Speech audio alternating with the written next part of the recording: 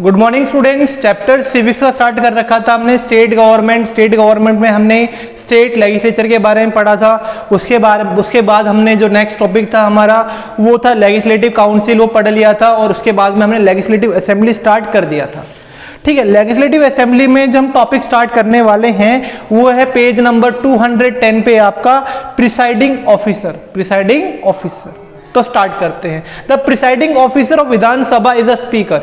मतलब जो बात करते हैं, जो विधानसभा होती है उसका जो मेन हेड है, जो प्रिसाइडिंग ऑफिसर है वो कौन है? हमारा स्पीकर है। The speaker is assisted by a deputy speaker. Speaker है, स्पीकर के नीचे कौन काम करता है? डिप्टी स्पीकर काम करता है। The function of speaker is to preside over the meeting of the house. और स्पीकर का काम क्या है? स्पीकर का काम ये होता है कि जो भी मीटिंग होती है हाउस के अंदर, उस मीटिंग को प्रॉपरली ऑर्गेनाइज करना है, मीटिंग को प्रॉपरली चलाना होता है। He or she also has to ensure that the debate and proceeding are carried out peacefully। दूसरा काम ये होता है कि जो भी डिबेट हो रहा है वो शांतिपूर्वक और सही तरीके से हो जाए। The speaker has the power to take action against the member who did not maintain the order।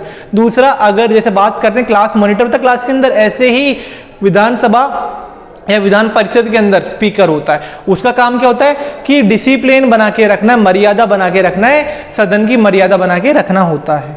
The speaker has right to cast a vote. और स्पीकर जब वोटिंग होती है तो उस समय यहाँ पर वोटिंग भी कर सकता है, वोट अपना कास्ट कर सकता है किसी भी मैटर के ऊपर। The deputy speaker preside over the house in the absence of speaker. अगर स्पीकर अगर जो विधानसभा है उसमें नहीं आ पाता है या उसको अटेंड नहीं कर पाता किसी कारण से, तो उस समय जो हाउस है उसको कौन चलाने वाला? विधानसभा कौन चलाने वाला? डिप्टी स्पीकर चलाने वाला होता है। देन हम बात करें टर्म्स की। जो विधानसभा है उसका टाइम पीरियड क्या है, कितने टाइम के लिए वर्क करती है? The Vidhan Sabha has a term of 5 year, 5 साल के लिए काम करती है।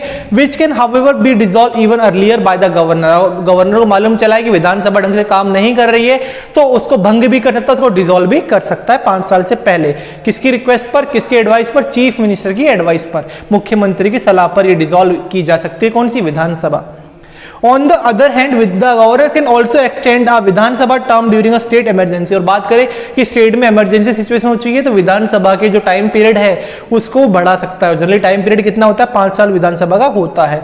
अब बात करते हैं सेशन की। तो सेशन कैसे होते हैं यहाँ पर? The Vidhan Sabha meet at least twice a year. Vidhan Sabha साल भर में 2 बार मिलती है, 2 बार मीटिंग होती है। The interval between the 2 session can not be more than 6 month. और 2 इंटरवल के बीच में जो टाइम पीरियड होता है वो 6 महीने का गैप इसमें आता है। और 1/10 मेंबर का प्रेजेंट होना या 1/10 मेंबर इसमें प्रेजेंट होना कंपलसरी होता है। ठीक है, अब बात करते हैं स्टेट लेजिस्लेचर जो होता है उसकी क्वालिफिकेशन क्या है। अगर स्टेट लेजिस्लेचर का मेंबर बनना है तो क्या क्या क्वालिफिकेशन आपके पास होनी चाहिए? तो पहला होना चाहिए he must be citizen of India. India का सिटीजन होना चाहिए, इंडिया का नागरिक वो पर्सन होना चाहिए।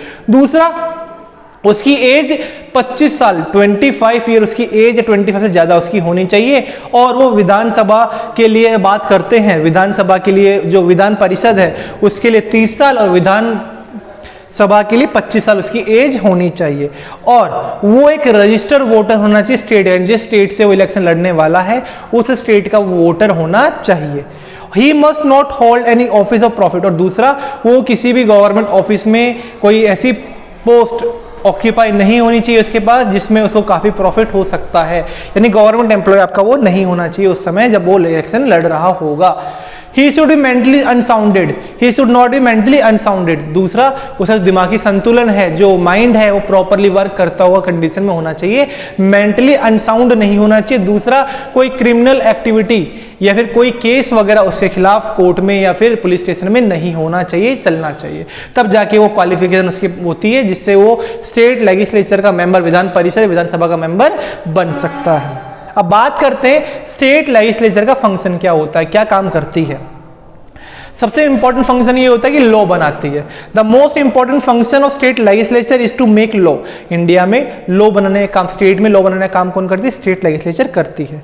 ठीक है, बात करें कॉन्स्टिट्यूशन की तो सेंट्रल गवर्नमेंट के हिसाब से लॉ बनाती है और स्टेट गवर्नमेंट स्टेट के हिसाब से लॉ बनाती है।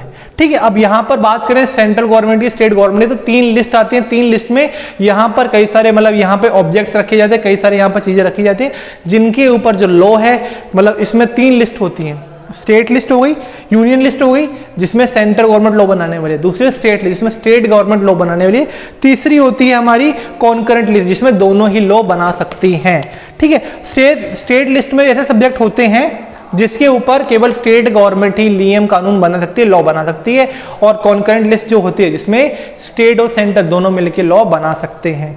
अब स्टेट गवर्नमेंट जो डिसीजन लेने वाली है वो फाइनेंस से लेकर, है ना, अमाउंट या फिर कितना टैक्स लगाना है, कैसे टैक्स लगाना है, वो सभी डिसीजन कौन लेती है, वो स्टेट गवर्नमेंट लेती है। और टैक्स कैसे कलेक्ट करना है वो सभी डिसीजन कौन लेती है, स्टेट गवर्नमेंट लेती है।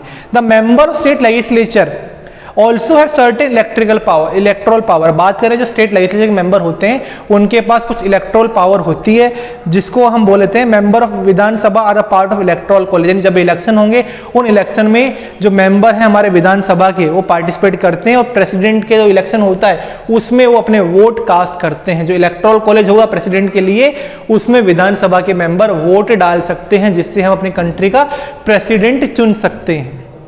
अब बात करते हैं the member of Vidhan Sabha elect a speaker and deputy speaker. Vidhan Sabha के मेंबर एक स्पीकर और डिप्टी स्पीकर भी इलेक्ट करते हैं जो कि असेंबली में डिसिप्लिन मेंटेन करने के लिए वो उसको मतलब स्टैब्लिश किया जाए, उसको बनाया जाता है। The proceeding of the Vidhan Parishad are conducted by chairman. विधानसभा या विधान परिषद की प्रोसीडिंग होता है, जो भी कार्य प्रणाली है वो सभी के सभी कौन करता है, विधान परिषद का चेयरमैन उसको ऑर्गेनाइज करवाता है। उसका काम होता है जो भी मीटिंग होने वाली है उसको मेंटेन करना है, डिसिप्लिन मेंटेन करना, मीटिंग को प्रॉपर्ली कंडक्ट करवाने का काम चेयरमैन के हाथ में होता है। और चेयरमैन अगर अपसेंट है, चेयरमैन अगर अनेबल है, वो आ नहीं सकता, तो उसकी जगह डिप्टी चेयरमैन उसका कार्यकाल देखता है, उसका जो कार्यक्रम है आगे का वो उसको हैंडल कौन करता है, डिप्टी चेयरमैन करता है। ठीक है, अगला टॉपिक जो है आपका हाउ लॉ आर मेड, इसे हम नेक्स्ट क्लास में आपका कवर करेंगे।